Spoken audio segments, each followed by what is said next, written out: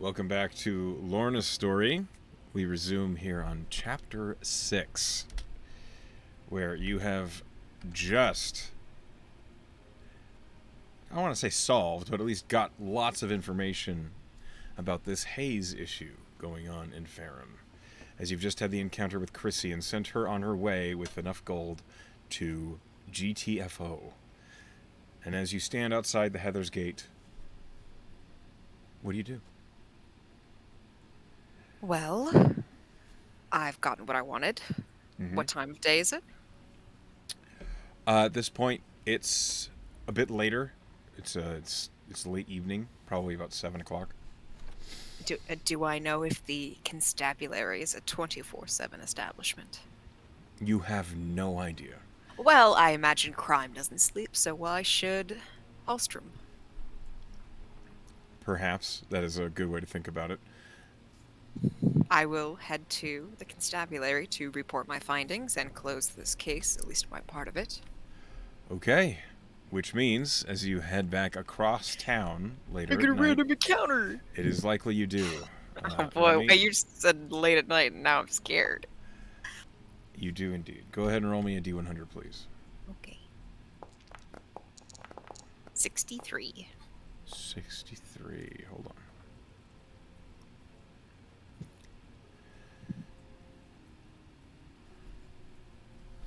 Roll me a perception check. Okay. A 14. Okay. When this event occurs, you are about here. You're at this intersection. Okay. This is kind of a residential area. You're seeing all sorts of homes, townhouses that are closely built together. What you notice as you're walking down the street, in this narrower street than the main stretch, it's not an alley, but it is a bit tighter quarters than the main stretch down Ferrum. You see an individual who is outside one of these residences, and with your 14 perception, you catch them near what looks like each house has a delivery box, basically, a post box where they receive things, a mailbox. And this individual puts something in a mailbox and then keeps walking. And he certainly doesn't look like he's from Post and Parcel, the delivery service here in Ferrum. Mm-hmm. But he's putting something in and not taking something out. Correct. I'll look at Anscombe to see if he also saw what I saw. Let's find out.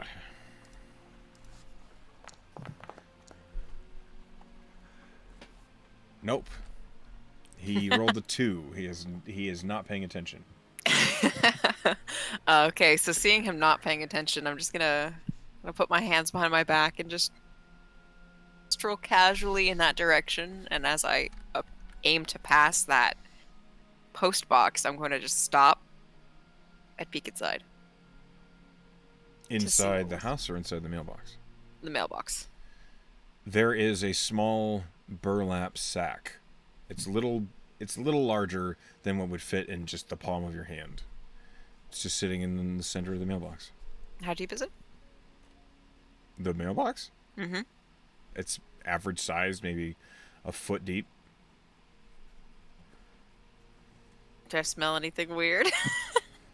No, you don't smell anything odd. It's raining right now, so what you smell is rain and worms. You. I'm going to use defrauding the postal service should always be something that low level characters do. I'm going to use Mage Hand and just pick it up. At this point, Anscombe says, "Hey, I don't want to. Like, it looks like you're up to something important, but what are we doing?" I think you're just going to have to trust me on this. You mage hand and you pick up the small bag. You have it floating in your mage hand. Can I give it a little shake near my ear to hear what's inside it. You hear the jangle of coin. I'm gonna look inside it. It's got a handful of coins in it. Not a lot, but there's a few. It looks like there's maybe 6 or 7 gold coins amidst a few other silver and electrum ones. Electrum? Yes. Is that a common currency? Not super common. Why don't you roll a history? Okay. I don't know much about finances. With a 10, you haven't seen it very often, but it does creep up every once in a while. Is there like a note? No. I'm It's just a bag of coins. gonna tie it back up and drop it in the letterbox. You put it back? Uh-huh. Okay. Your curiosity sated. You've I'm not placed, gonna steal their money unless it's nefarious. you put it back in their mailbox and you proceed onward. Yeah, but I just turn to Anscombe and say, sometimes you just have to double check for yourself. Anscombe is looking at you with just a raised eyebrow, and he says, "So, what was in it?" You know, weirdly enough, lots of finger bones. Roll a deception check.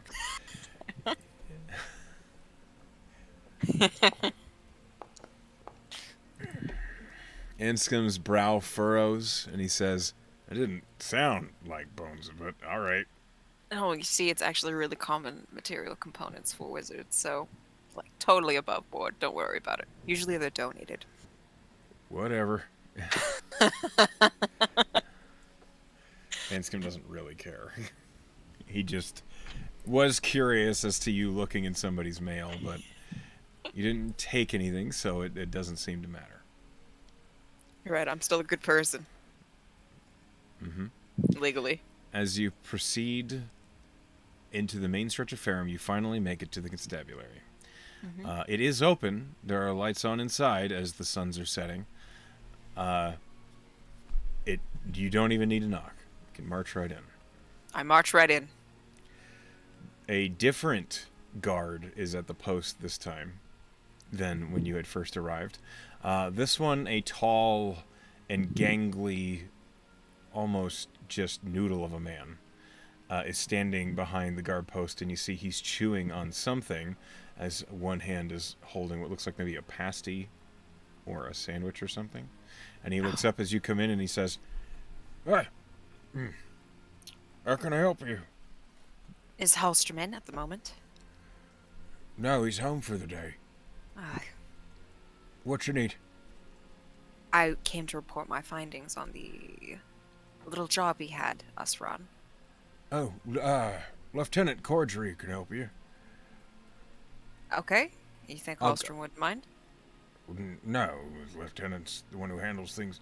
I'll go get him." And the guard steps away from the counter for a moment.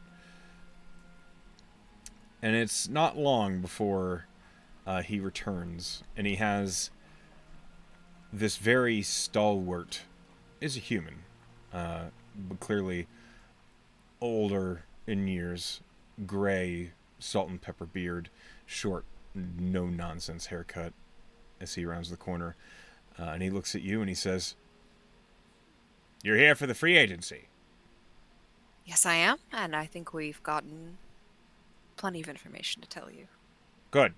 Follow me back to the office. We'll discuss it there." And he turns and heads right back to, you recognize the same office Hallstrom uses. Okay. Night shift. Night shift. So you were correct in that the constabulary does not rest, but the people who work there do.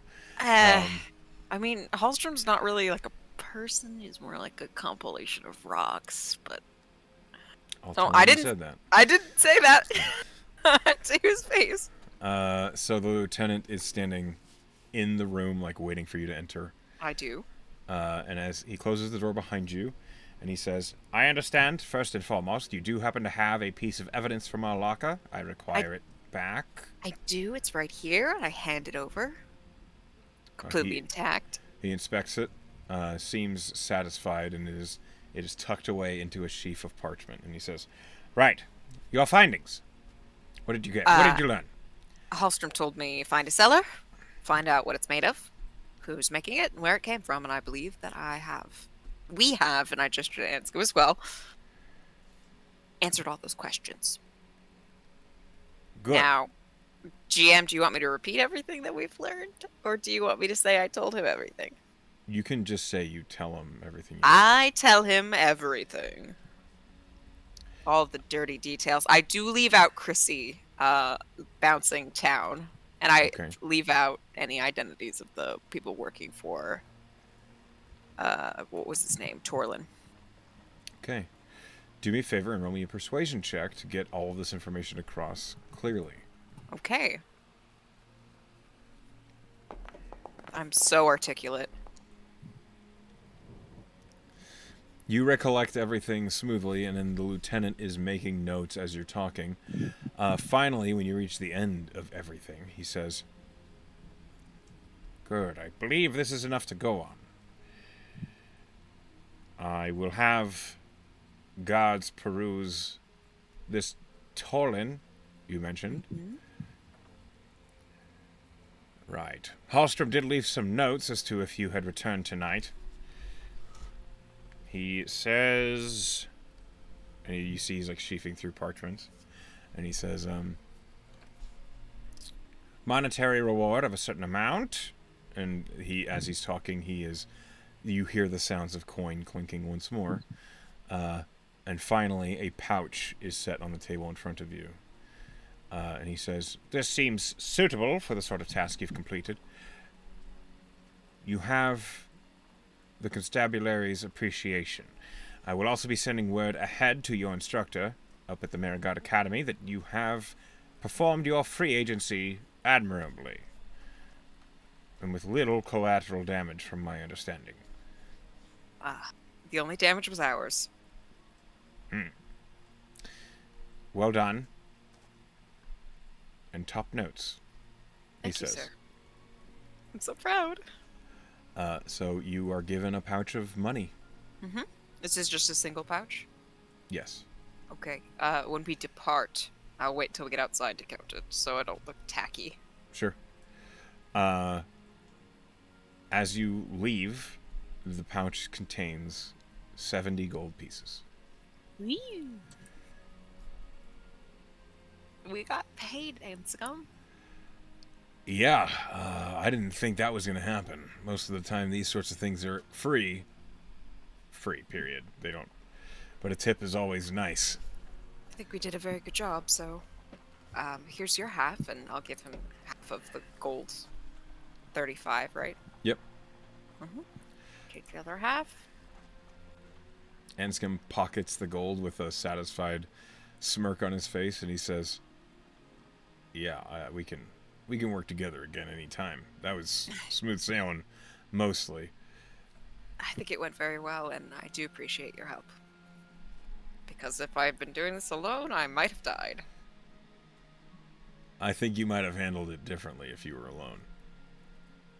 Maybe. Who's to say? You were very helpful to me, and I appreciate it. Anscombe just kind of smiles and says, let's get back to the academy. Sure. I'm sure they have dinner. Yeah, I'm starving, and I need a shower, so... You do. Thanks. I'm trying this thing called, like, friendly banter. How am I going? Maybe go with the less insulting side of it. When you don't have friends as a kid, the line is harder to see. Okay, I get that, yeah. Did you also not have friends as a child? No, I had some friends. Mostly just other farmers and their kids and stuff like that. Just, maybe think about if you'd like to be told something. And if the answer's no, maybe don't tell it to somebody else. Well, the thing is, I know I smell fine. Do ya? I do. I smell like roses. Do you want You to smell like sniff? blood and rainwater right now, Lorna. Okay, well that's a scent too. Mm-hmm. Some people might like it. I don't know. Okay. Let's go get dinner. Yeah, let's go back. You head back to the Merigard Academy. Mm-hmm. It is simple enough to make your way there, and as always, the Merigard Academy is as welcoming as ever. And as it is later in the evening, dinner is being served as we speak. It's busy out here. There's many other students heading back in to the academy, and Requiem is flying above, still in the form of a raven that is hard to focus on entirely. When you get to the mess hall, well, I'm sorry, when you first enter, Persh looks up and says, "Right, everything go fine." I believe so. We even got paid a little bit. Ah, getting a tip on a free agency is always a good sign. I think so. Well, be sure to report to Tabernacle before you go in for your sleep tonight. He'll want to hear. And the As if he same goes didn't for you, Anscombe. see it all already. Persh just looks at you with a unknowable look on his face, and Anscombe says, "Yeah, I'll tell Illarad, no problem." And Persh just nods and then goes back to his parchments, back to his paperwork. Do you want to have dinner with me, Anscombe? Yeah, sure. I have a couple friends. I have friends now that I could introduce you to if you don't know them already. Sure. Anscombe is just a bit of a lost puppy as he follows you into the mess hall. Oh, good thing I specialize in good boys.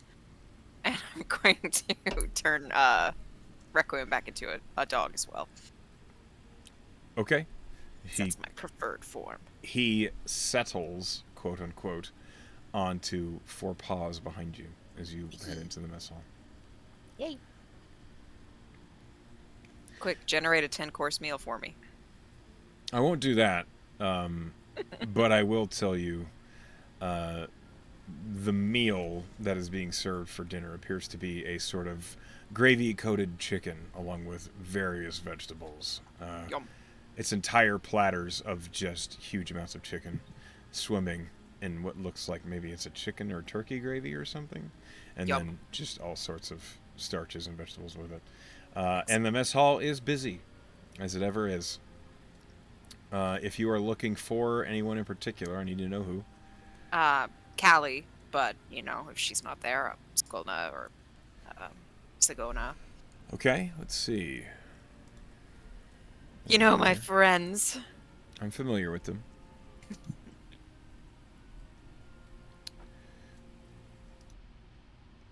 Let's see. Oh, that's the wrong one.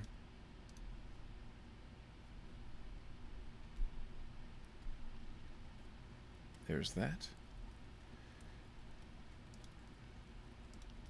And one moment here. No worries. Sorry. Normally I have this set up and ready to rock.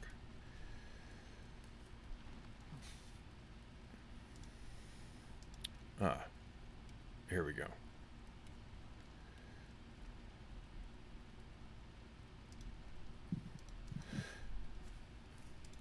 Finding Callie is easy to do, as you look for the table covered in the most books. Yeah. As you and Anscombe head in, you gather up platters of food for yourself to have for dinner, and as you turn around, you see on one of the side long tables there is Callie.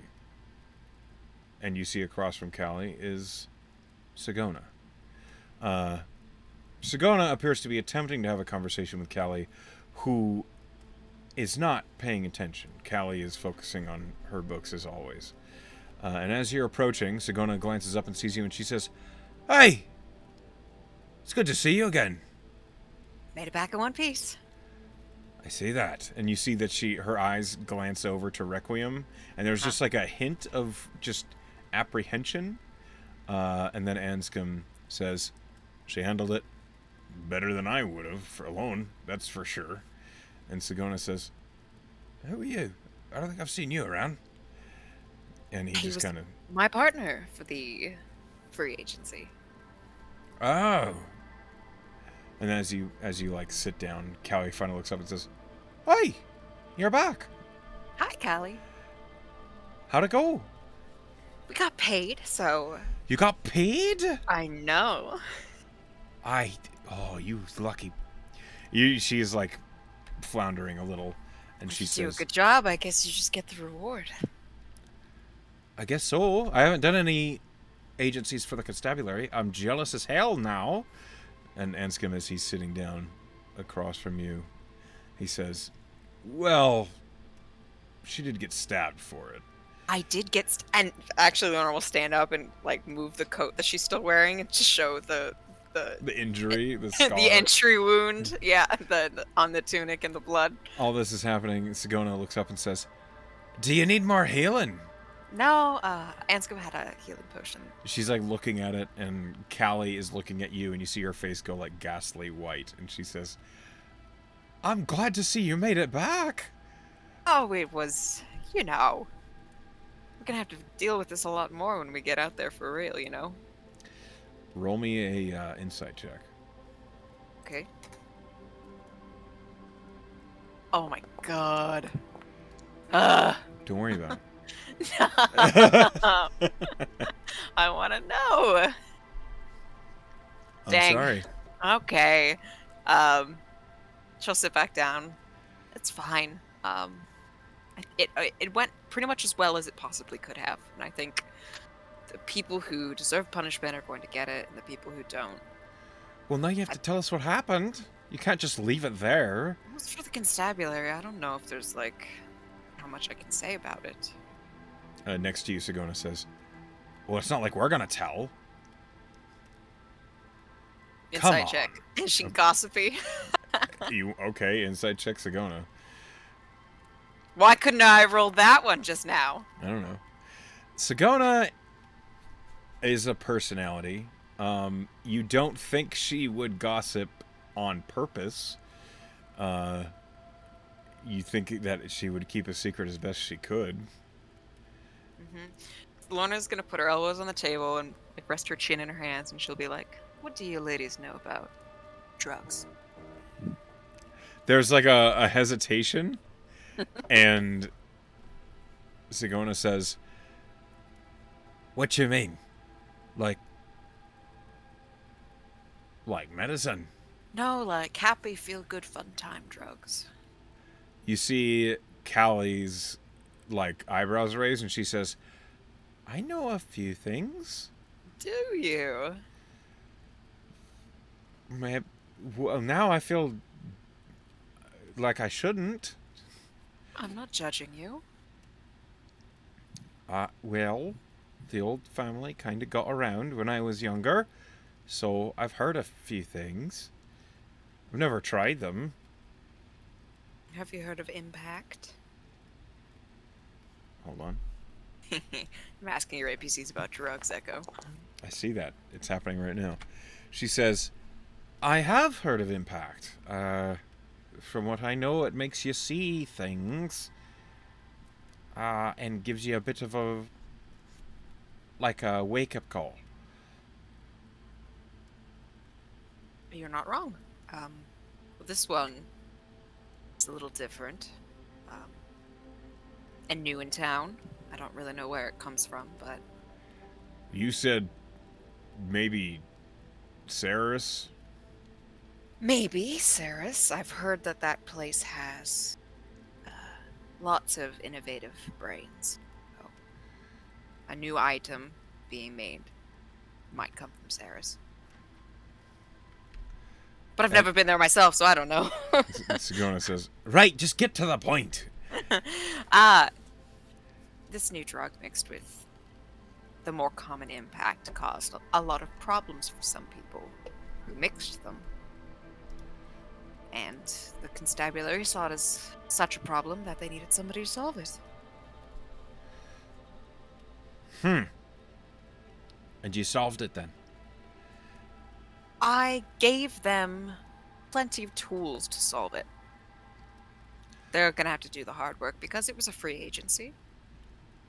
Well, I wouldn't expect you to go more than getting stabbed, as Right, Callie is looking at it. one of their sellers. It was a seller, not even like the dude making it. It was a seller who stabbed me. So, and that almost, I'm not actually going to downplay it anymore. It almost killed me. It did. It was close. And Hmm. you see Callie is like aghast looking between the two, and Sigona's like, "Ah, yeah, but it's fine." I know, like, on like a scale of like 0 to 9, like weird arbitrary scale, I know, but I was at like a 2. Eh. You see the hardy cleric is like, "Yeah, Okay. All right, whatever." I saw what that nightmare creature did to you. It wrung you out real good. Didn't stand a real chance. Okay, well, next time I won't be there. We'll see what happens. I don't think I'll be going to the creepy ruins in another plane if you're not there. I was gonna say, if you thought you weren't gonna go back, probably not true because I thought I'd never go back, and then I went back like the next day. But I met Requiem. You see Callie say, "I am really curious about that, by the way. Do you think, perhaps, because you had visited the Shadowfell, and you had your soul test literally the next day, do you think maybe there was maybe a connection or some residue, or maybe they were Uh, connected?" I I think that's a valid theory, Callie, but I think that there are probably other factors involved in why. Well, you see, the reason I ask is your soul is generally represented by your outlook, your personality, and just your coloring, and you don't have the complexion, the aura of the Shadowfell about you. You You know what don't I'm think so? saying? No, No. I don't. You're not grey and sad and cold all the time. And Anscombe says, "No, she's certainly not." As he's like looking past you, looking off into the middle distance. Deliberately? Yep, Can I insight check that? sure. I'm gonna roll some good insight checks now. I know it. Yes, an actual good one. He's probably remembering you pretty viciously flirting with him in your room. Yeah. Uh, to that, Lorna says, I mean, outward appearances are one thing. Who knows? It's probably just really arbitrary. As you are all having this conversation, I'd like you to make a perception check. Okay. Okay. Okay. As you're sitting there and talking, you see another student of the Merigard Academy. What looks like, well, they're pale skin, but it's not quite the right color. Uh, it's fair. It's almost white. And as they're walking by, you notice this individual has horns, and you go, "Oh, that's a tiefling." And that tiefling leans down next to Anscombe, and you can hear her say, "Round two's on me. Elrod won't save you." And Anscombe just kind of,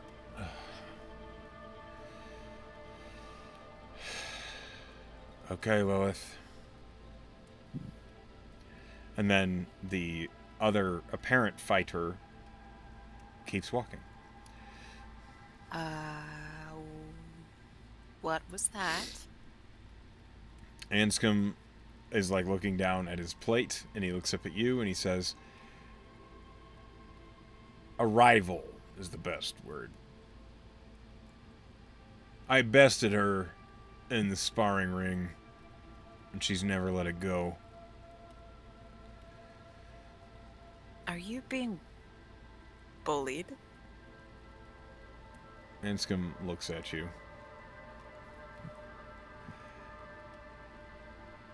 It's not...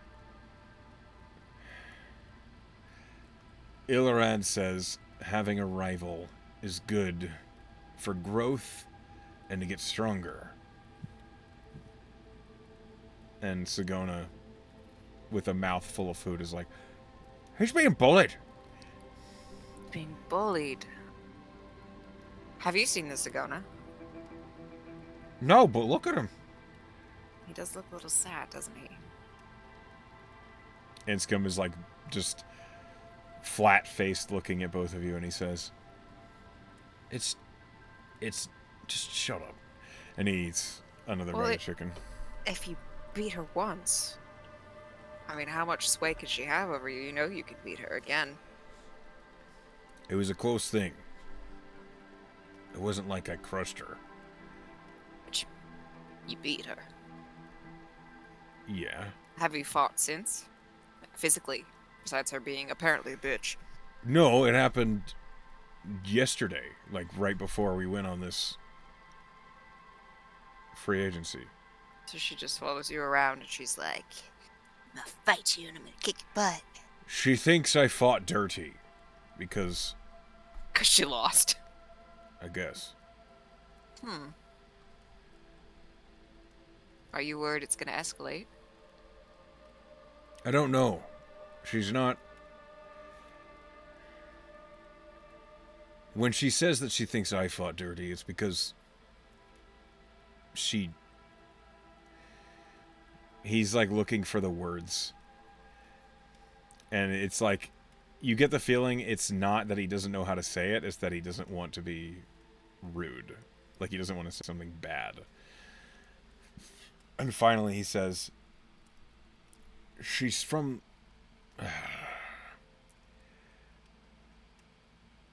She fights dirty, I guess. She comes from where, you know, you have to take your advantages where you can get them. And she thought she had an advantage on me, but I could see it. Because you can't see. Yeah. So she fights dirty, and then you beat her, even though she had all the advantages of being a less moral person. And she's now accusing you. See why I'm confused here? Pride is a funny thing. I suppose. Are you worried she's gonna stab you in your sleep? No, I have a lock on my door. It's true. There's like a moment's hesitation, and then you suddenly hear, locks don't matter. And you realize Skolna is next to you. Oh my god. Oh, you are quiet. She has a small plate of food. It looks like she grabbed like one of the salad plates, and it is just covered in chicken and nothing else. And it's a very large pile of chicken on this small plate. And she just looks at you and she just shrugs. Do you know her type, Skolna? She just kind of tilts her head with a... Okay, yeah. It seems like a yes. Do you think Anscombe should be worried? There's a pause. As it seems like she's thinking about it. And then she says, only if you lose. So if he loses his rematch, is that what you mean? She nods again. And Skim's like, I don't get it. Yeah, like, is she going to kill him at the end of it? Or, you know, be like, aha, I'm the superior fighter after all, and just continue to harass him? Skolna seems to think about it. Or maybe she's just trying to realize, like, she's realizing there's no way to convey an answer with just body language. And she says, you beat her once. If she beats you, she'll think it was just a fluke.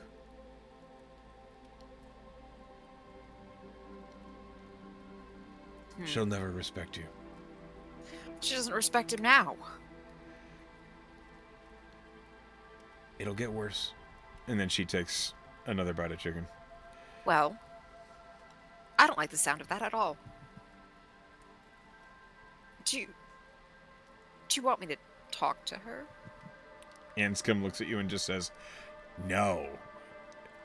No. I mean, I wouldn't do it like Anscombe told me to tell you to leave him alone. Like, I'd be like, hey, I saw that and you look like a bitch. Stop it, or no. you'll have to deal with me.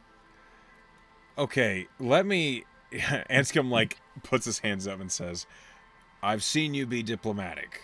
It got you stabbed. Let me... You've seen me be diplomatic plenty of times in the past day and a half, and 9 times out of 10 I didn't get stabbed. For every person who plays dirty, you did. So the one person who plays dirty. Look. Let me see how things go in the ring tomorrow, okay? We're sparring every day, and if she tries something, I'll talk to you then, okay? But Lorna says if you lose... Then we'll deal with it. What's she gonna do? Gank me? I look at Skolna. She nods. Yeah, ask the professional ganker here. Yes. Anscombe looks at Skolna and he says, okay, what should I do then?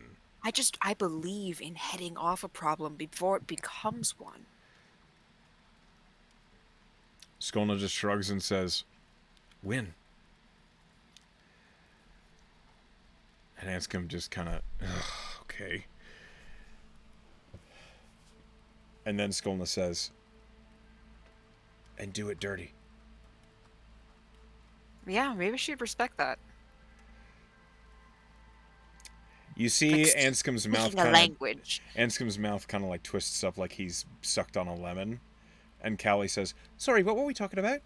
As she's just looks up from her book. I just completely bypass Callie and say, like Skolna said, it's like speaking her language in a way that she'd understand.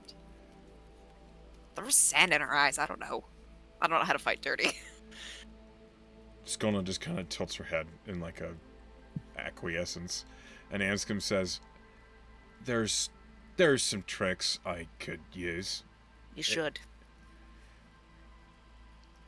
She won't like it. Good. Look, I'll do it. Can you what? Can I watch? Yeah, if Alarad's always saying you just stop by the fighters class tomorrow afternoon. That's when we do our sparring. So long as you don't have things you have to do for wizarding. Well, it's what Callie's doing. I could bring that with me. What? I heard my name. We're talking about reading books. Oh, okay. And she just goes back to what she's reading. Just like that. Sagona says, if she ganks you in any way that's nefarious, I'll just zap the shit out of her. And Anscombe says, I'm sorry, who are you? And I can also zap the shit out of her because I didn't learn that from Sagona, but I definitely draw inspiration from Sagona. Sagona looks at him and says, also, her name is Sagona. I'm Sagona Rowe. I'm from near Augur City. And you see Anscombe say, oh, all right, I'm Anscombe Frost. It's a pleasure. And Sagona says, yeah, and if you're a friend of hers, I'll help you too. And Anscombe looks at you and he says, okay. Told you I had friends. You weren't wrong. I feel a little better about this. She's very quick. I think I know someone quicker. Are you leading up to something? I mean, it was more like a general statement, but yes, Golna's very fast. Would you help us if we asked you to, Skona? Skona is like mouth full of chicken, She nods. just nodding. And finally she swallows and she says, "Get bored." See? Anscombe seems to be chewing on his lip. And he says, "Okay, thank you. All of you." And Callie, without looking up, just says, "You're welcome. I don't know what for." And finally Anscombe was like, "I wasn't talk..." All right. You're doing a great job, Callie. Yeah, what's her name? Lilith Aradia. Aradia. She's angry. She's Tridonian. I don't know if those are related. Do I know anything about Trident or its temperament? Roll history.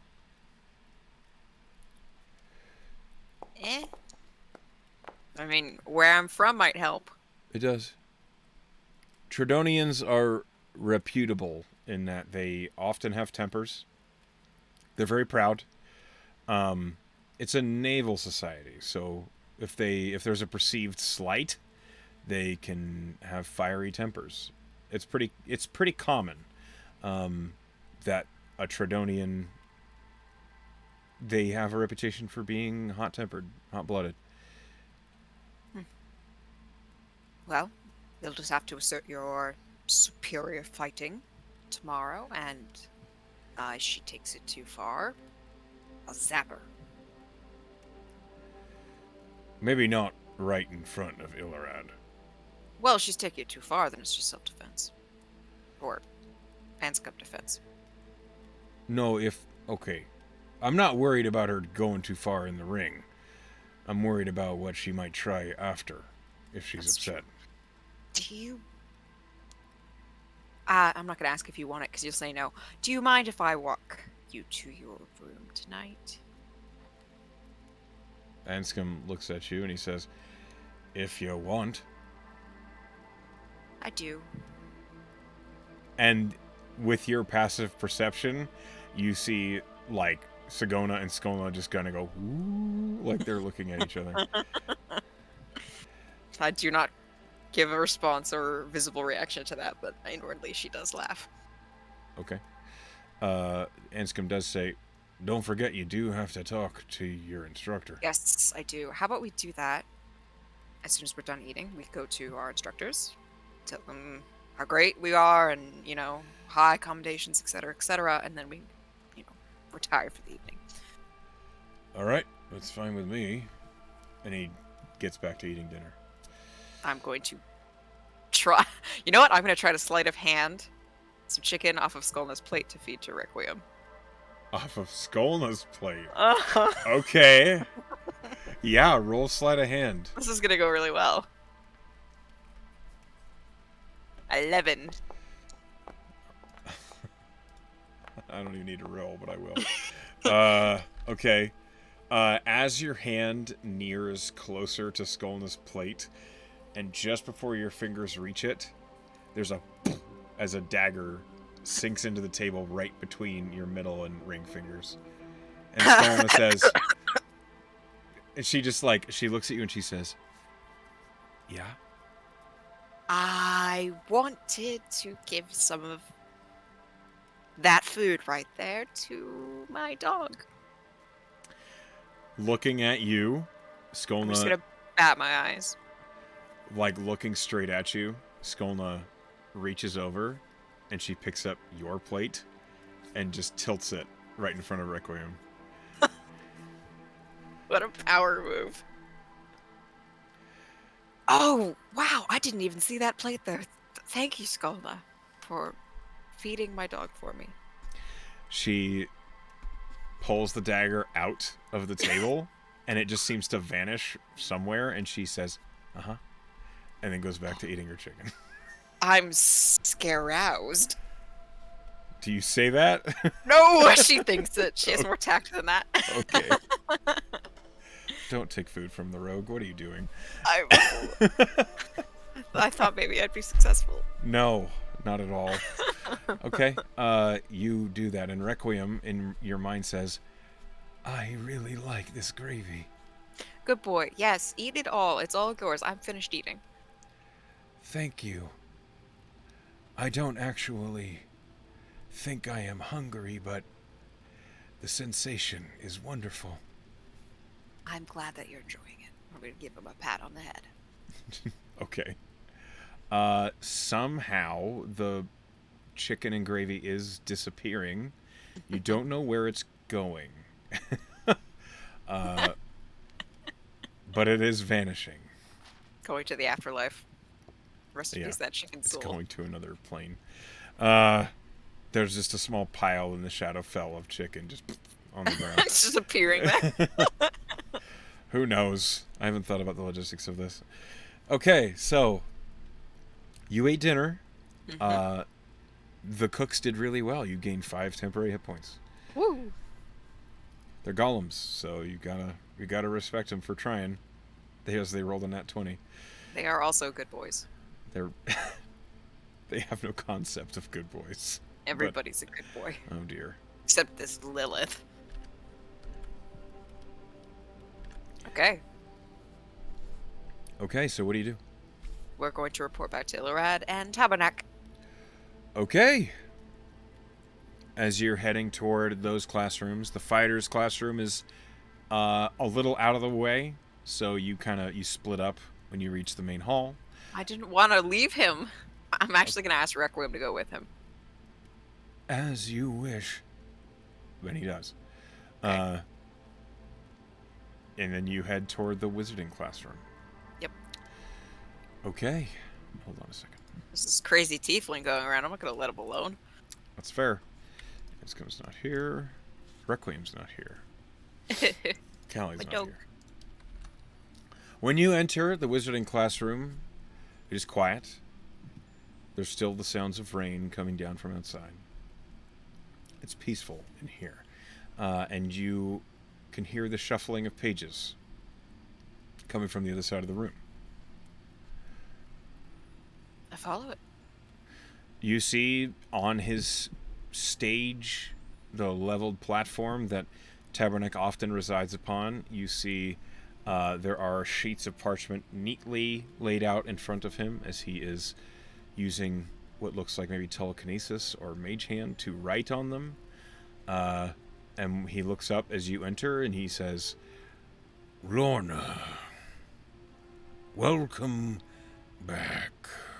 Good evening, sir. I imagine you have good news for me. I do, if you hadn't already known that. I glanced in every once in a while, but I do try to leave my students to their own devices. Did you see the part where I got stabbed? I did. Yeah, well, it was about time, you know. I feel like I was asking for it. What did Gus say? Maybe I should tell him my plans before I do them. A little bit of forethought will save you much bloodletting in the future. You see, you say that, but I think this has actually put me on track to a spell. Good. And I wouldn't have learned it if I hadn't shed a little blood. We can discuss that in a moment. Please, tell me everything. I tell him everything. Okay. At the end of your breakdown of the events, Tabernac seems impressed. And he says, I am pleased to hear you got on so well with Mr. Frost. I think I've made another friend. Allies are valuable. And as a wizard in any mercenary company, allies that are willing to help you will help you remain alive for much longer than otherwise.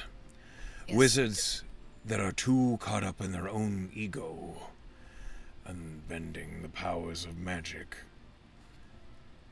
they can get a swelled head, which can be intolerable. So well done in staying diplomatic. Thank you. Also a reward. Truly well done. That was my favorite part too, of course. Getting paid is always nice. But a better boon is the reputation you gain here in Ferrum, not only with the constabulary, but also with the seedy underbelly. Every city has its crime. It is a vital part of any established civilization. Learning to work with them will work in your favor. You do not have to be a criminal to work with them. And he folds the parchment over, and he says, "Now that you have completed your first true free agency, we will work on your first true spell. And you saying you have inspiration is fantastic news. Tell me, what were you thinking of making?" Well, as you know, I was stabbed, and that sucked quite a bit. I've never been injured really ever in my entire life, and that was horrible. But I was thinking, maybe I could get something out of it. Maybe if I take an injury, and that's an inevitability, I might be able to perhaps rework the properties of my blood in such that when it emerges from my body at high velocity from an injury, it could potentially harm the assailant. A retributionary spell. There is potential. And you are focusing on transmutation, if I am correct. That's what I'd like to master, yes. And so the basis of this spell, the blood that would emerge from your body, you'd weaponize it. Yes. So I'm sure I'm going to get stabbed again someday. The question, then, as you use transmutationary principles, would you be turning that blood to an acid, or maybe a poison? All of the above, If I can make it work, I'll make it work. I think perhaps you should choose that before attempting to inscribe such a spell. Of course, that makes sense. It could be really any elemental damage. Right. So, if you do not choose, you will reduce the effectiveness of the spell in other ways. It is going to be a minor altering of the weave. Especially for your first one. And unfortunately, in order to test this spell, we will need to injure you, yes. I've made some allies. I'm sure with the right persuading words would be willing to help me test my potential spell in the works. Would any of them happen to be healers? One of them is, yes. She uses bludgeoning damage. That's what she uses, right? Sakana uses a mace. Yeah, she uses a mace. Yeah, she wouldn't be the best. I would argue that perhaps the one who makes you bleed should not be the best at it. That's true. Well, I was thinking if I chose to make it fiery, the essence of it burning, one who has a natural physical resistance to for fire would be a good person to help me test this because then they wouldn't get hurt so much. And I That would be reasonable, yes. have someone in mind. The problem is I'm pretty sure she's very good at making people bleed. You could ask her not to kill you. That's definitely high up there in my list of requests, but I could get them both. I have one person who can heal me and another person who can make me bleed, and in tandem they can make me bleed and then heal me, right? Most likely, yes. I will Okay. say it sounds as though you already have the formations of a beginning company. You think so? Well, you have an expert in healing. You have an individual capable of stealthily stabbing things remarkably well. And from what I saw, you and Mr. Frost were getting along just fine. Yeah, I did enjoy his company, yes. And so, if these three were of amenable to working with you, we can arrange your next agency to include them. I would like that very much. And so, a new company may form. However, you will require one additional member. And Tabernac is back to shifting through parchments, and he says, "Tell me, what do you know of the machinations of Ceres and of the artificers?" What does Lorna know about that? Even sheltered, probably quite a bit. It's unavoidable. When you're living in Ceres, even when you're living as far away as Ironsgate from the capital, there are amenities and quality of life contraptions that are just by nature going to be in a nobleman's house, such as plumbing or simple electrical lighting, these sorts of things. The sort of contraptions that make everyday life a little bit easier. And with your intelligent and inquisitive nature, you would have had to have read a bit, at least, about the Artifice and Arcanics Company and the history of Ceres and how it has become the Nation of Visions.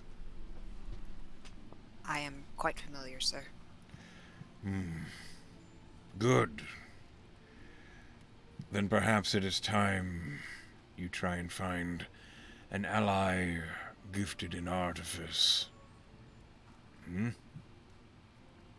Think so? You think that would put the balance to my composition? I do. Or, well, it really depends on what sort of tasks your company will be fulfilling. You could always look into the bards and see if there is a musician who fills the same niche.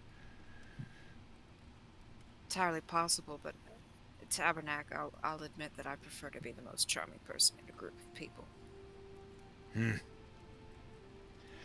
That pride will either carry you far or bury you, and be careful which way it goes. It was mostly a joke.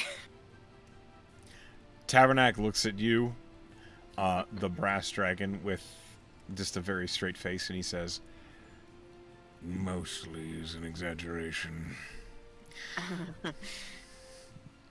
I will look into forming relations with students of a variety of natures to see what best suits the needs of the group. There will always be other agencies, and occasionally an ally you've already made may be unavailable. So, keep an open mind as you may meet other students Of course. I feel as though it may be in your best interest to perhaps be introduced to a primal student. Maybe one of the barbarian students or a ranger. We will see. In the meantime, concentrate on your spell, and tomorrow we will be building it. Of course. I'll have my 2 helpers if they're available.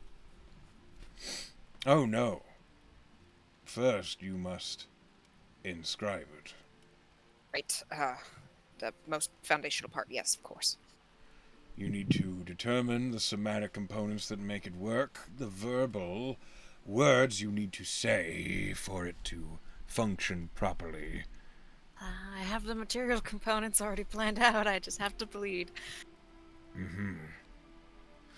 Perhaps speak with Sekka. You know... Right. Of course you don't. Tomorrow morning, you are to head to the blacksmith outside, near the stable. You are to acquire 2 healing potions. They are for research purposes only. Sekka will know you are coming. Okay. I can do that. All right. Once you have acquired them, return here. And we will begin the inscription? Well, we will begin figuring out how to make the weave do what you want it to do. Inscribing it is actually the last of the first steps. Okay. For now, I hope you have a pleasant evening, Lorna of Xeris. Uh-huh. You too, sir. You see just the tiniest little quirk of the corner of the dragon's mouth and a small smirk as you turn. Lorna's gonna scurry out, and her surface thought before she can reel it back in is, was it my accent? I thought I got rid of that. Tabernac doesn't say anything as he returns to his paperwork. Shit. As you're heading down the stairs, you see heading just out of their own room, you see Anscombe. You see Requiem, firstly, just kind of seated near the door. He's hard to spot, but as you're heading down there, in any other situation, the sudden pure white eyes looking at you would be terrifying. But you know it's Requiem. That's my boy. And you hear, everything seems to be going swimmingly. As Anscombe emerges from the door next to Requiem. I'm glad it went well. I'm glad you weren't stabbed. Anscombe nods and says, yeah, no sign of Lilith, so... Great. Well, it went well for me. Good. I know what my plans are for tomorrow, and I'm so excited. Oh yeah, what do you got going on? Yeah. I had an idea for a spell. Today, actually, and I'm going to be working with Tabernac to try to make it a reality. So it'll be my first personal spell. Ah. So it'll be something like Lorna's something. Oh, I wouldn't be so... You know, it's your first... It's kind of like when you're a kid and you're drawing something and then you sign your name next to it, and it's like, you know, who cares who drew that? It's right, garbage. but it's magic. Lorna. Sure, but this, you know, on like the scale of things, like this is a kid's drawing. It's my first spell, so I don't really maybe necessarily want my name attached to it. Okay. Anscombe just looks confused. It makes sense to us, I promise. Right. Okay. Anyway, the fighter's dorms are this way. And he turns and begins heading that way. Does that mean her her room is near yours? Yep. Ooh. He just kind of tilts his head as he heads that way. And it is across the hall from... It's like down several I don't want to say blocks. It's like sections of the hallway. So it's maybe a good 30-foot walk, and then he opens a door, and it opens up into what looks like a round room that's lined with other doors. Each one is closed, and he heads immediately to the right one, and he says, "Here I am. This one's mine." Which one's hers? He just kind of turns his head and nods, and you see he's pointing to like the second door on the left. Okay. Well, what time is your rematch?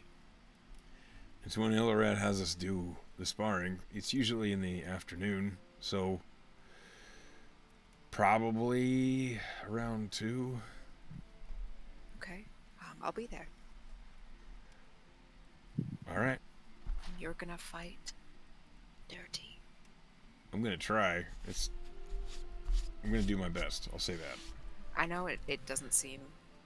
I mean, to me, in my interpretation of you, it doesn't seem to be something that you prefer to do. You seem to be more of the honorable type, but when the situation calls for it. Yeah. He kind of looks a little sad as he's looking at the ground. And he says, that's not how me and my brothers would beat each other up all the time back at home, but it was always, like, fair and square, you know? Yeah. Well, I suppose it's a lesson to be learned. People won't always fight you fairly. I guess. Anyway. Thanks, Lorna. Yeah. You have a good night? You too. He opens the door, and he kind of looks around and he says, "There's no bitches in here." Oh, I haven't entered the room yet. He looks back at you and he's like, looks surprised, and he says, "Huh, I'm trying new types of humor. that one was pretty good. Good night." And he goes inside. She'll Closes give the him a door. little wave. All right, let's go to bed, bud. Requiem is following you, and he says, "Do you think maybe tomorrow there will be more gravy?" I sure hope so.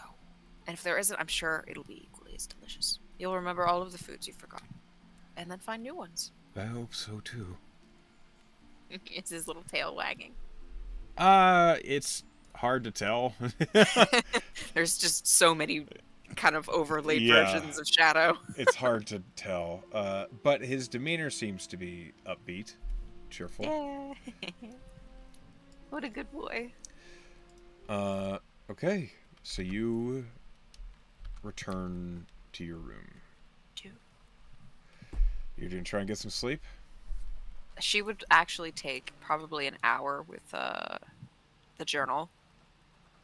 And she's making a habit of reading through it and slowly trying to understand some of the magic or the spells in it. Okay. Roll me an Arcana check. Okay.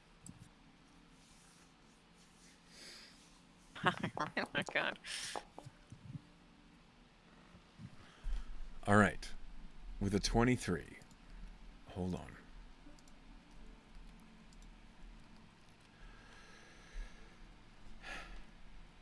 Yeah, with a 23, you are reading through this journal. There's lots of magic inscribed in here. A lot of it is of the necromantic school, which at first makes you push away. It's almost like that you're afraid to get too close to whatever this person was. But a spell catches your eye. It makes sense to you. It doesn't seem nefarious in any way. It seems as though it is almost a way to improve oneself. And with a 23, you spend a whole hour reading about the spell and its advantages. And you understand the spell False Life. Ooh. Will I be able to transcribe that sometime? You think so? If you find that spell in Tabernacle's library or a scroll of it, you will be able to write it down. Okay, I will make a note of that.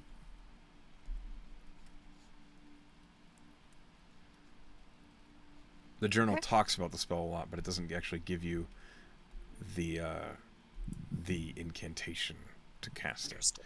That makes sense. When you lay down to go to sleep, I need you to make a charisma saving throw. Okay. Really good. Okay. Hold on a second.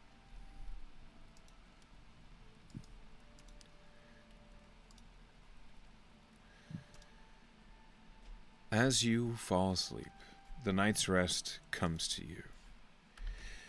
You remember what it was like when you found Requiem. The feeling of your soul being in a place that, when you were physically there, it was dark, it was scary, it was depressing, it was cold.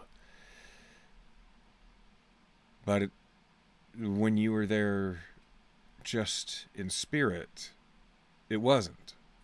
It was unfamiliar, even intimidating, but it wasn't depressing like it was when you were physically there.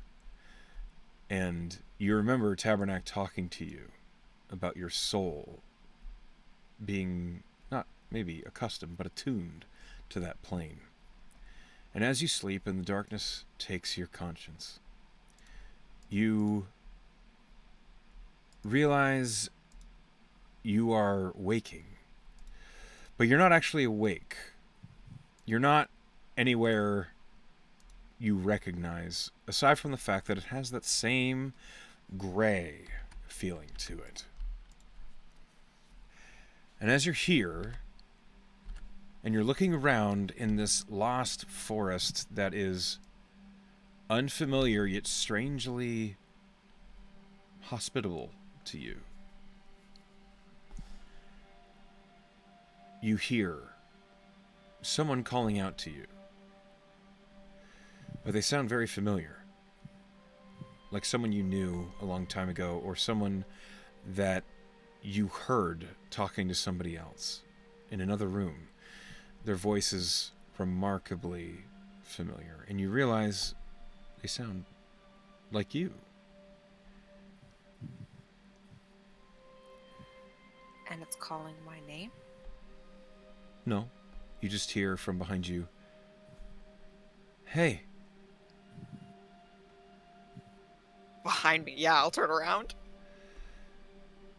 You see a woman with dark hair,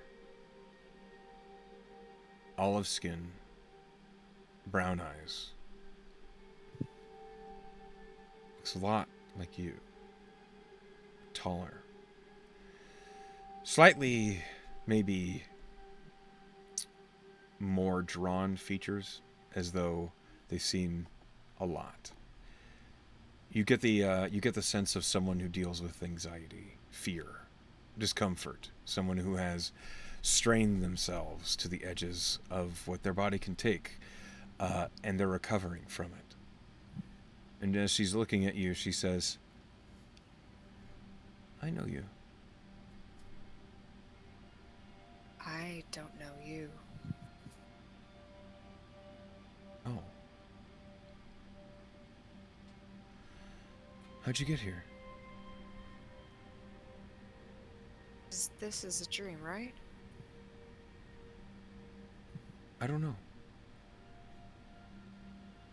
I feel like it might be. But is it yours or is it mine?" You know me? "You're there. You're always there. I know you." Who are you? She looks at you, and you see her eyes cloud, as if she's thinking. And you see her face grows frustrated, and she says, "I can't remember. I feel like I knew. I feel like I've always known, but I can't place it."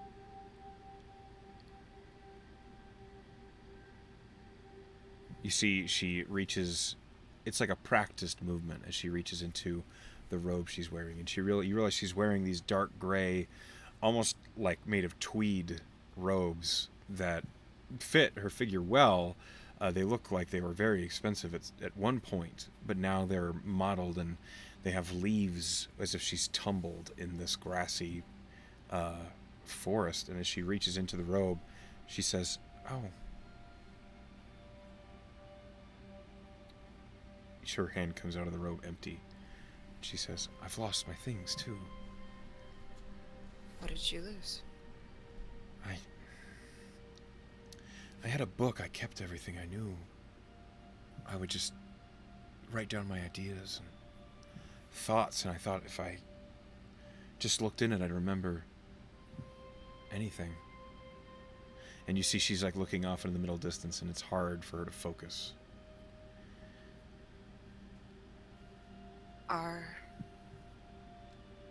Are you Solana? What you're afraid of, or maybe what you're anticipating, is her face alighting in recognition or familiarity. And she says, "I don't know."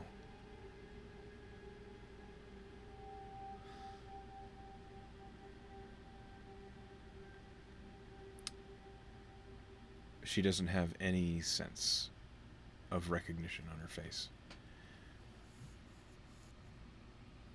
How long have you been here? Just now. But always. I'm never truly alone.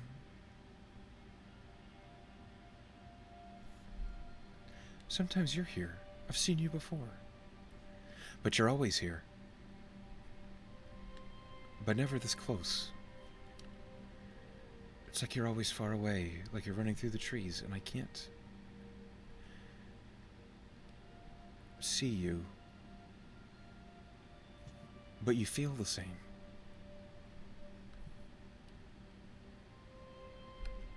How do you feel about me? You see, her eyebrows raise, and she says, well, warm. I like you.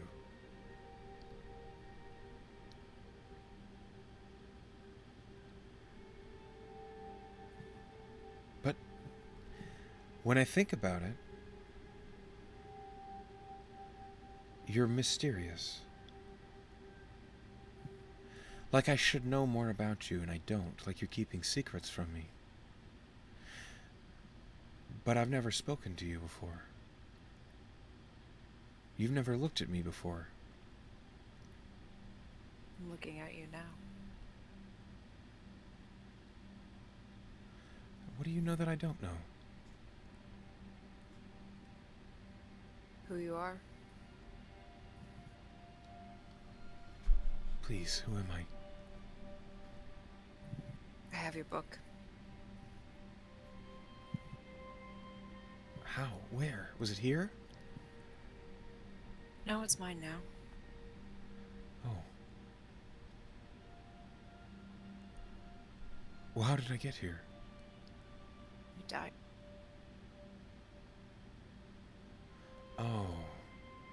You see, she, like some understanding, comes to her, and she says,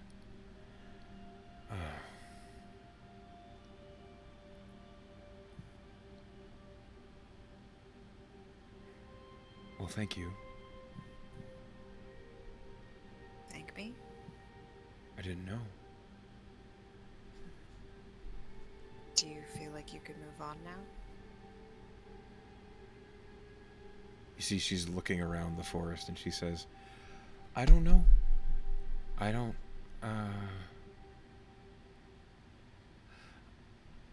I feel like I knew what happened after.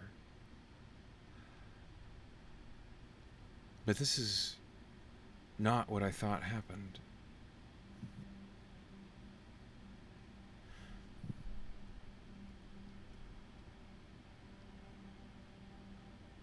You see... Sorry. Go ahead. I was gonna say, do you want to move on? It feels as though I have no way out. I've been here, and I feel as though I've been here for as long as I can remember. And it's always the same. It always looks like this. A little dark, a little gray. But it gets brighter near you. But you're always running through the trees, or I can't get any closer to you. Until now. Why? I don't know. She's gonna take a few steps back.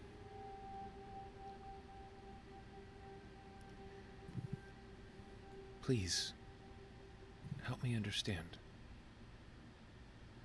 Why should I? She doesn't seem to know how to answer that question. Your time is over, Solana.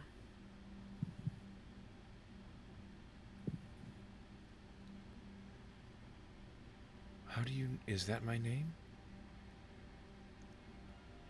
How would you know it? How do you know who I am? I don't know who I am. Your time is over, Solana. And it's my body now.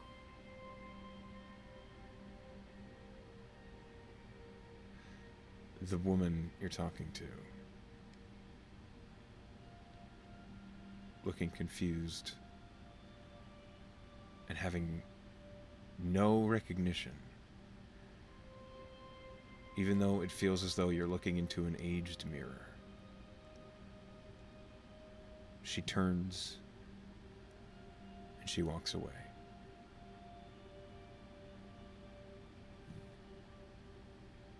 I resist the urge to go after her instinctively.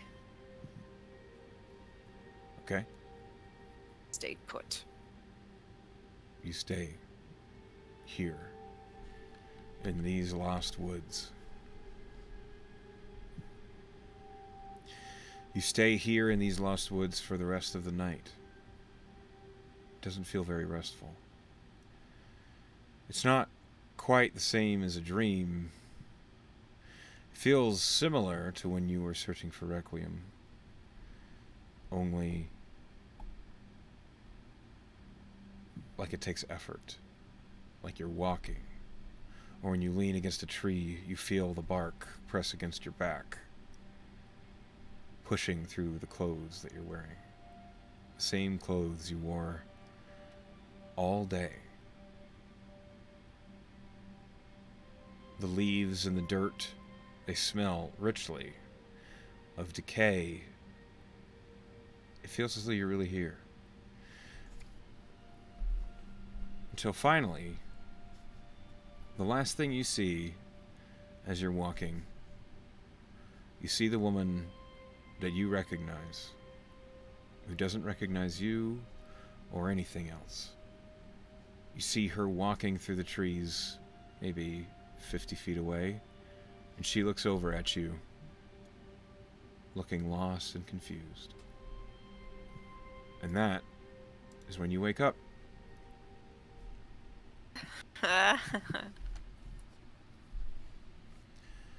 What time is it? Am I late?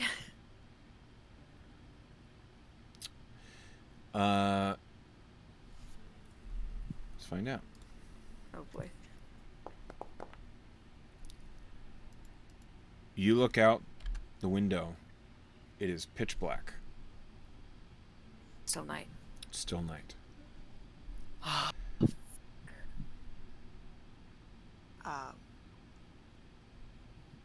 I see the journal on my lap where I fell asleep reading it. I'm just gonna push it to the floor. Okay. Then I'm gonna call Requiem up to the bed. He floats up onto the bed. There is no evidence of his presence. The sheets don't get depressed, but he is there looking at you, and he says, "What is it, Lorna?" You said something when we first met that I wanted to ask you about. I said many things. Do you remember when you talked about my soul? The ghostly dog's head seems to get a little closer, and he says, in your mind, "Of course." What do you see?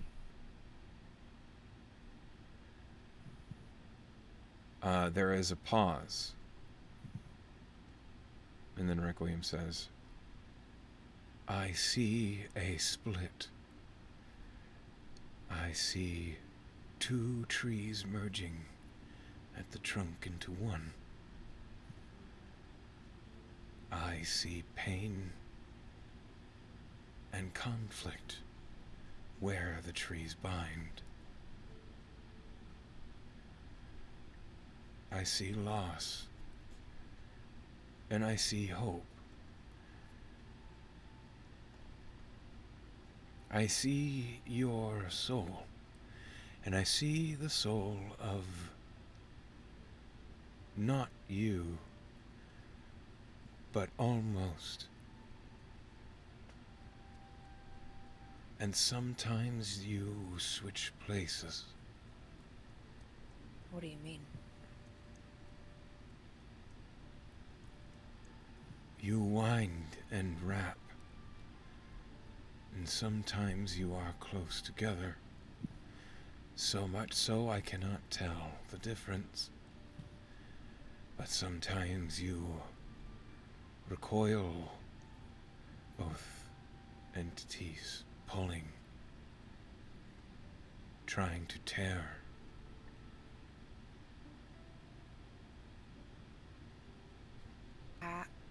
Has this not me ever superseded me? No. It is a memory. It's not a true spirit. So I don't have two souls? Requiem looks confused, and he says, "You do, and you do not.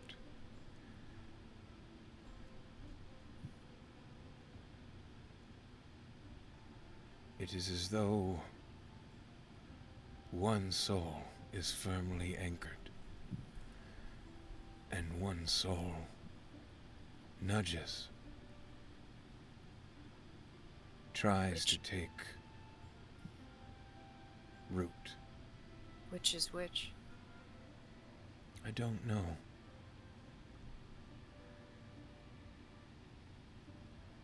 Do you feel connected to the other one? I feel connected to you.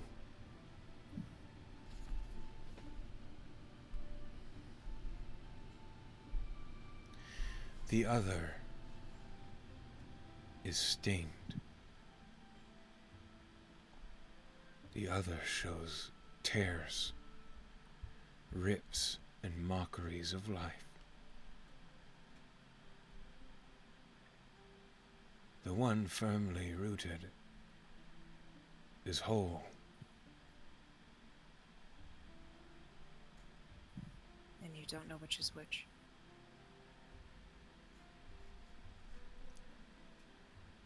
It is hard to explain.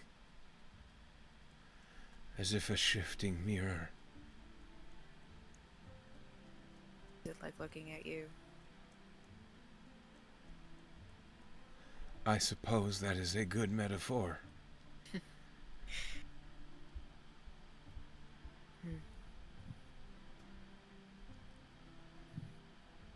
Do you feel torn? All the time. Then I hope it is not your soul being pushed off the roots. Me too.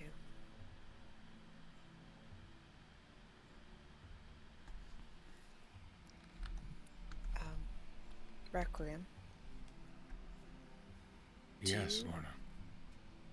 Do you know anything about Croceus? One moment.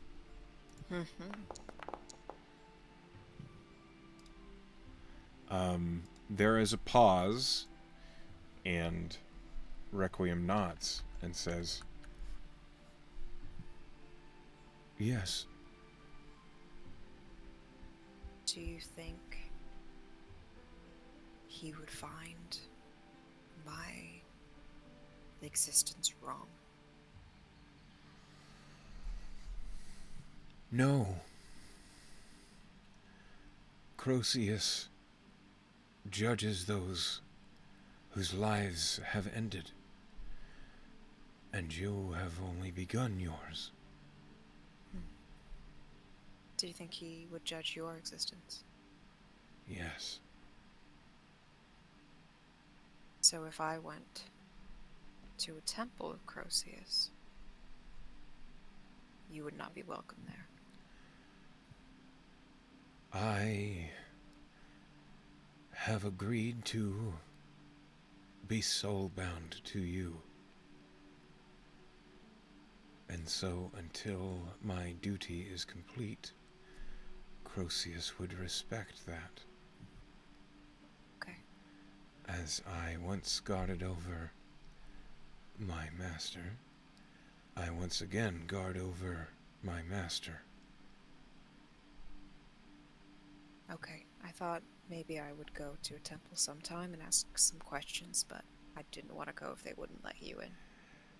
If Croceus is listening, he would have clearer answers than me.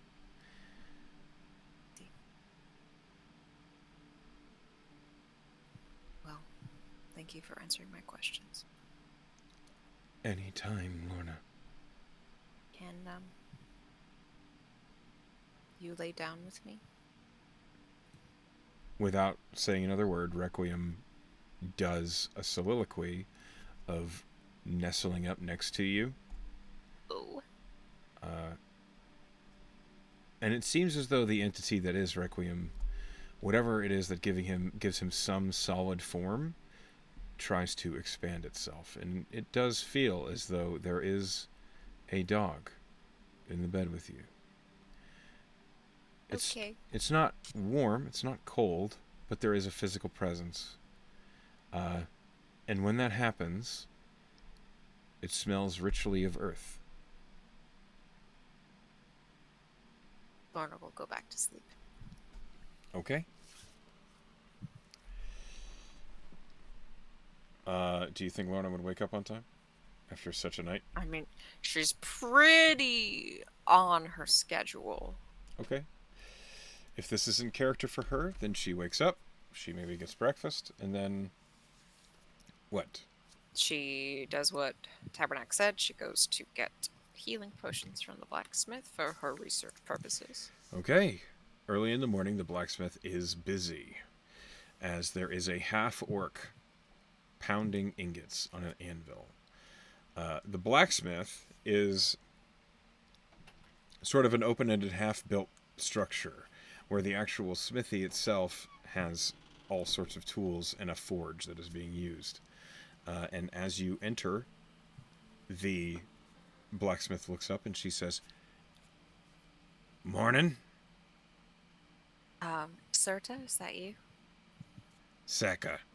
Sorry. I just started. It's fine. What do you need? 2 healing potions for research purposes. You're Lorna? Yes. Yeah. Tabernacle sent a message. And she throws the ingot back into the forge, takes off the heavy gloves that she was using, goes to a trunk in the corner, and as it pops open, you see the lid is full of potions. And she opens up a drawer and pulls out 2 standard-sized, standard healing potions and hands them to you. Thank you, Seka. You're welcome. I will leave. She goes back to work. Okay, so you head to Tabernac's classroom. I do. All right. It is once again occupied by Callie and Hal. They are having a heated discussion. Oh boy. It sounds like, as you enter, they are talking about wizards who are not raised by tutors and apprentices are just as effective as those who are born to a noble house. And Hal seems to be taking on the pose that the education that is provided by tutors beforehand is vital to a wizard knowing exactly what they're doing. Hello, both of you. How are you doing this morning? Hal looks at you and says, "Oh, I'm doing quite well, thank you." And Callie says, "This uppity son of a..." That great, huh? "Could you please tell him it does not matter if you don't happen to have education by tutors for your entire life just before you happen to learn your first spell? Just because I couldn't cast Mage Hand when I was 3 years old did not mean that I wasn't capable of casting magic now." And Hal is like, "Look, all I'm saying is that having the proper tutors really gives you a leg up, an advantage, and therefore wizards that would then be a higher caliber." And Callie says, like, before her temper can quite blow up and she can make a mistake, Requiem goes, "Woo!" And everyone in the room looks at Requiem. Does it sound like a weird vibrato? Yeah. It does not sound right. And Tabernac, in his human form, is climbing the steps, and he says, "Huh. I never thought I would hear a ghost dog bark." And then Tabernac looks at you and says, "Are you ready to begin?" I am. "You two, enough bickering." And Callie is like steamed. The little halfling's face is like pink, and she just like slams herself down into the chair. And Hal turns to Tabernac and says, "I did not mean to offend." And Tabernac says, "Then you shouldn't have. Sit down." The elf like, right, and he does. And Tabernac gestures to the table to you as well. Mm-hmm. As I go to sit down, I'm going to pass Hallowell, Halatheth. I'm going to lean down and say, "Callie's right, you know, and you're being a bit of an ass." Roll persuasion. To see if you can get through this. 17. Okay. It's pretty good.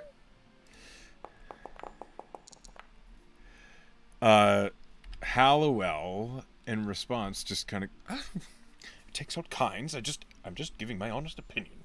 Like, he doesn't seem to take what you said to heart. Okay. She'll sigh and sit down. As you sit down, we are going to do some rolls for your first spell. What? Baby's first spell. Baby's first spell. Oh, look at this little tabletop. I love it so much. So, as you make your first spell, I'd like you to come up with flavor for your somatics, which are the gestures that you need to perform to cast the spell. Well, the essence of the spell is I take damage, I bleed.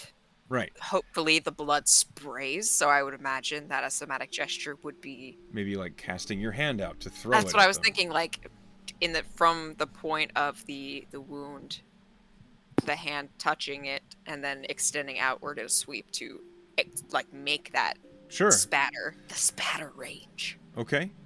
Go ahead and roll me an Arcana check. If you roll really well on these, you will improve the spell beyond your original parameters. Okay.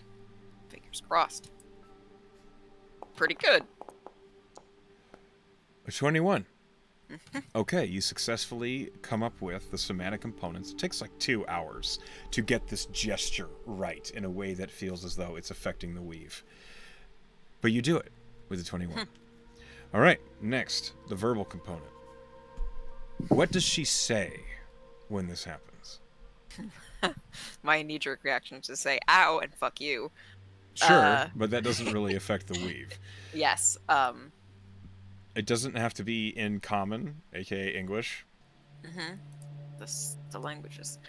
She knows Draconic, Elvish, and Infernal. Okay. You know that the language you say a spell in does affect it.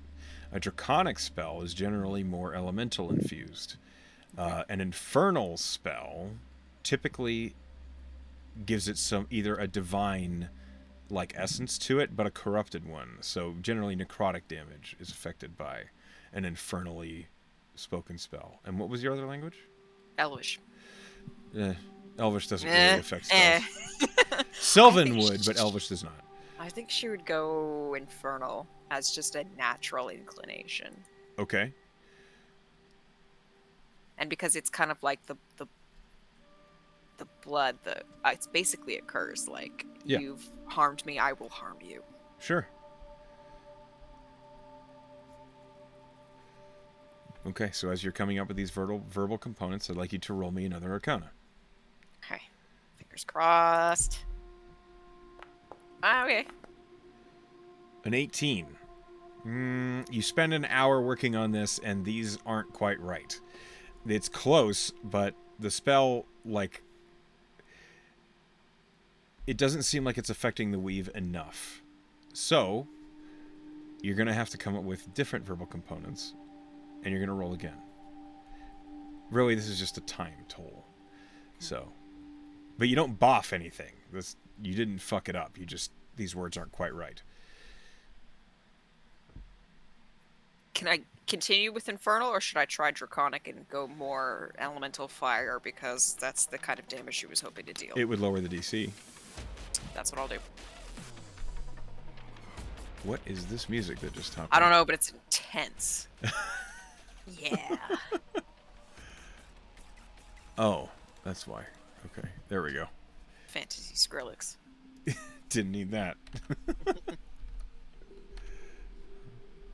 Shall I try again? Yes, try again. Roll Arcana. Okay. Way better. With a 25, and you chose Draconic. Did. The spell can now affect up to 10 feet away. Nice. Instead of just 5. As you get the right words and with the right language to infuse something with an elemental effect, it feels potent. It feels right. And you even see, as you're practicing it, just the motions almost like sparks appear farther away. Lastly, the material component. And this is where the healing potions are going to come in. Huh? How do you hurt yourself and where? I think she has her dagger.